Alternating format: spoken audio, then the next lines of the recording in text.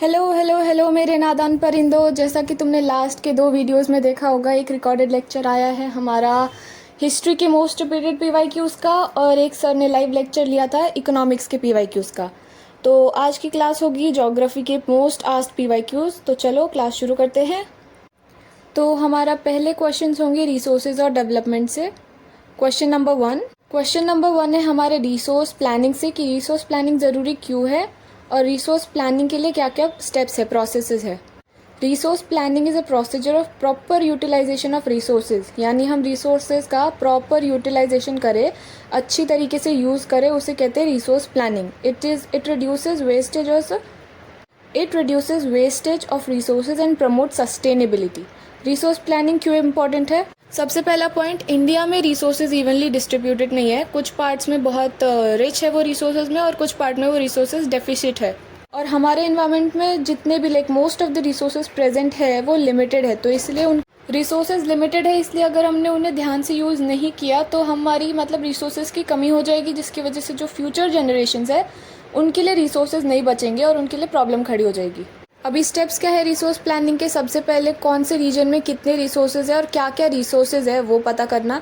दूसरा, evolving a planning structure endowed with appropriate technology, skill and institutional setup for implementing resource development plans. और तीसरा, match the resource development plans with overall national development plans, यानी हमारे जो resource development के plans है वो हमारे नेशनल, यानी हमने पूरे ओवरऑल इंडिया में या फिर पूरे ओवरऑल कंट्री में जो भी सोचा उससे मैच करने चाहिए।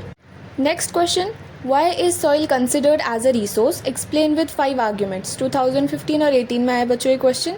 Soil is considered as a resource because it is use to satisfy our needs. हमारी जो भी ज़रूरत है वो पूरी करती है सॉइल, जैसे कि प्लांट्स खाना प्रोड्यूस करते हैं तो हम वो प्लांट्स, जो भी वेजिटेरियन लोग हैं वो खाते हैं तो वो सॉइल से ही प्रोड्यूस होते हैं। मोस्ट इंपॉर्टेंट रिन्यूएबल रिसोर्स है, मीडियम ऑफ प्लांट ग्रोथ, जैसा मैंने अभी बताया। It supports different types of live organisms. ऐसा नहीं है कि उस पर सिर्फ प्लांट्स ही जिंदा रहते हैं, जो कीड़े मकोड़े हैं वो भी सॉइल में रहते हैं, वो सॉइल खाते हैं, उनका फूड सॉइल होता है। सबसे पहला पॉइंट है कि रिसोर्सेज ऐसे ही वैल्यूएबल नहीं होते। मान लो हमारे पास कोल है, वो कोल पड़ा है, उसे कोई यूज़ नहीं करेगा तो वो रिसोर्स नहीं है। जब तक रिसोर्सेज हमारे यूज़ में नहीं आते, हमारे काम में नहीं आते, तब तक वो प्रॉपर रिसोर्स बनते ही नहीं है। Human efforts, tools, technologies play a vital role in transforming natural materials, जैसे हो गया कोल हमारा, प्लांट्स हो गए, वुड हो गया, वुड से पेपर बनाते हैं तो ही हम लिख पाते हैं, वो एक एग्जांपल यूज़ कर सकते हैं। And usefulness of resources is influenced by the level of cultural and technological advancement of society. Next है खादर और बंगर सॉइल के बीच का डिफरेंस। खादर सॉइल एक एल्यूवियल सॉइल है, न्यू एल्यूवियल सॉइल है, और बंगर एक ओल्ड सॉइल है।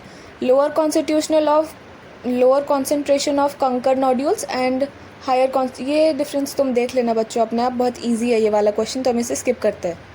Explain any 3 human activities responsible for land degradation, हमारा next question.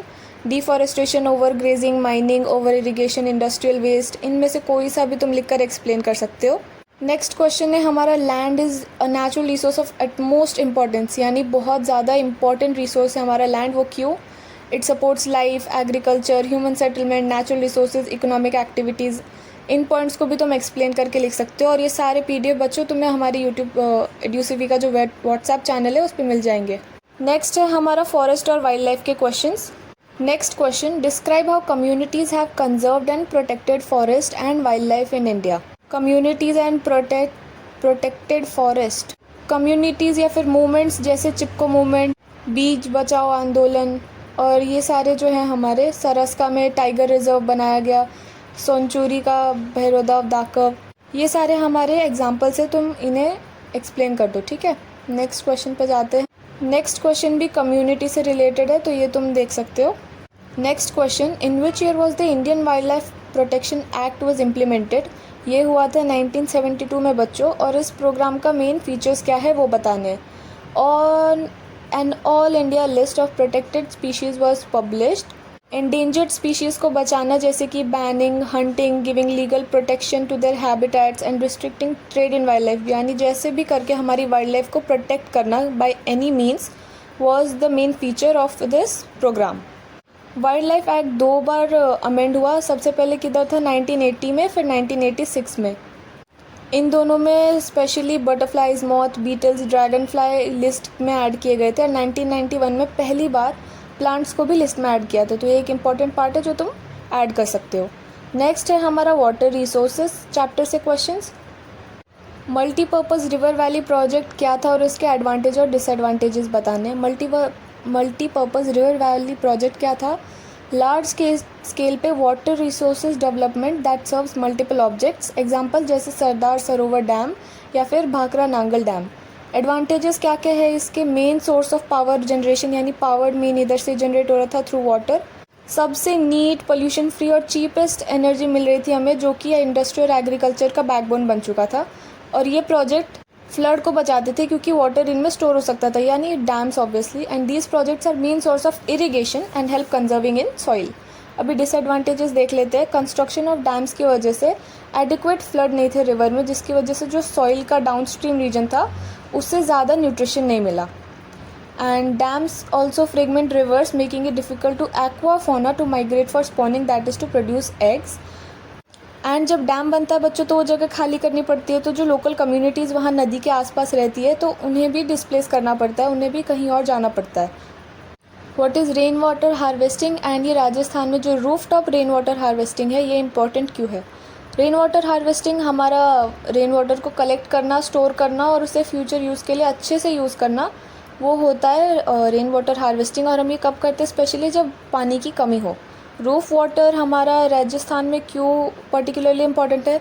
Low rainfall, scarcity of surface water, arid climate यानी बहुत ही ड्राई क्लाइमेट। जवाहरलाल नेहरू ने ऐसा क्यों कहा था कि जो मॉडर्न इंडिया के टेम्पल्स है वो होंगे डैम्स? 3 रीज़न बताओ। इन 4 में से तुम कोई भी 3 लिख सकते हो। हेल्प कंट्रोल और मिनिमाइजिंग फ्लड को कम करने के लिए, एग्रीकल्चर एक्टिविटीज़ के लिए वाटर सप्लाई करने के लिए, डोमेस्टिक और इंडस्ट्रियल यूज़ के लिए water, and generate hydro electric power for homes and industries. वही जो हमने देखा कि डैम्स के एडवांटेजेस लिखने तुम्हें बस इस क्वेश्चन में। नेक्स्ट है हमारा एग्रीकल्चर चैप्टर, इससे क्वेश्चन देख लेते हैं। इंपॉर्टेंट बेवरेज क्रॉप्स बतानी है। सबसे पहली है हमारी T. Important beverage crops tropical और सब ट्रॉपिकल क्लाइमेट्स में बनती है। उसके लिए सॉइल कैसी चाहिए होती है? डीप, फर्टाइल, वेल ड्रेन्ड और rich in humus. Climate warm और मॉइस्ट। रेनफॉल फ्रीक्वेंट चाहिए होती है। और स्टेट्स हम मेन तो आसाम में होता है, वेस्ट बंगाल, केरला, तमिलनाडु, हिमाचल प्रदेश, उत्तराखंड, इन सब का भी नाम तुम लिख सकते हो। Wheat and rice farming in India next question है हमारा। Fairlie different from each other, ये अलग अलग क्यों है इनके? ये जो तुम्हें स्क्रीन पे दिख रही है तुम देख सकते हो। और similar question wheat, cotton, jute के लिए भी हो सकता है। इस क्वेश्चन का या तो बच्चों स्क्रीनशॉट ले लो या फिर चैनल पे जाके, व्हाट्सएप चैनल पे जाके इसमें PDF में से देख लेना। ओके।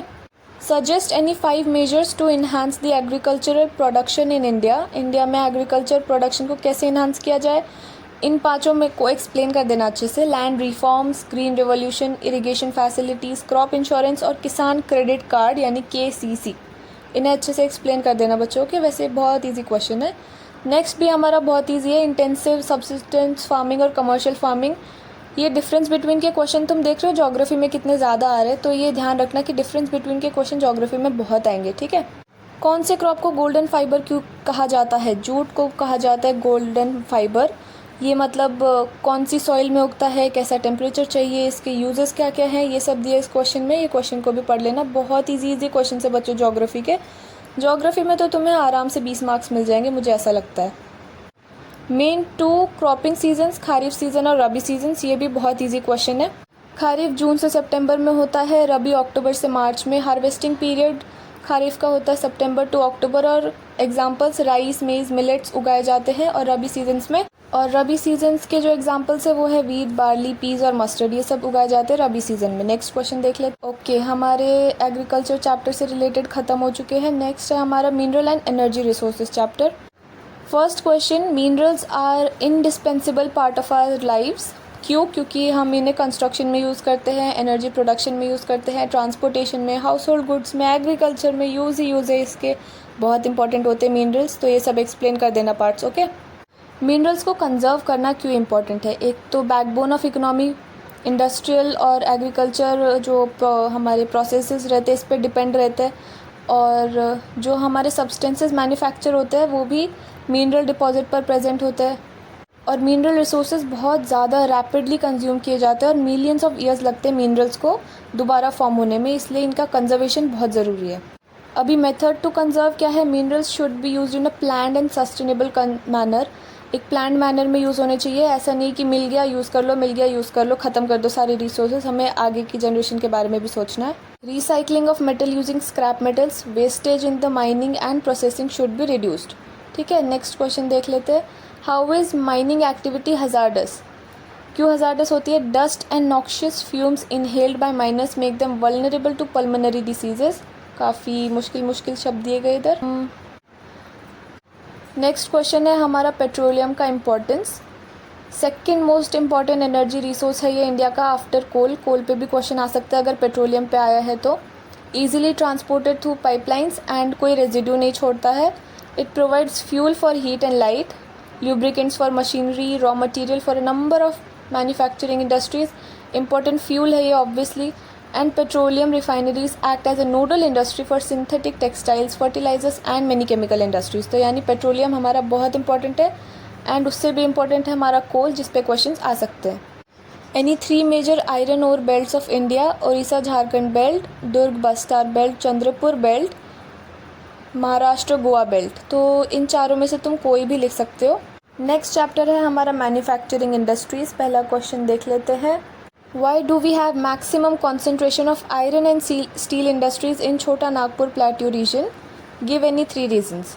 एक तो लो कॉस्ट आयरन और high grade raw material in proximity, cheap labour मिल जाता है, vast growth potential in home market, good transport connectivity भी है और अवेलेबिलिटी ऑफ वाटर रिसोर्सेज भी है। यानी जो कुछ भी इन्हें चाहिए मेन वो सब है इनके पास, इसीलिए छोटा नागपुर रीजन में सबसे ज़्यादा कॉन्सेंट्रेशन है आयरन और स्टील इंडस्ट्रीज़ का।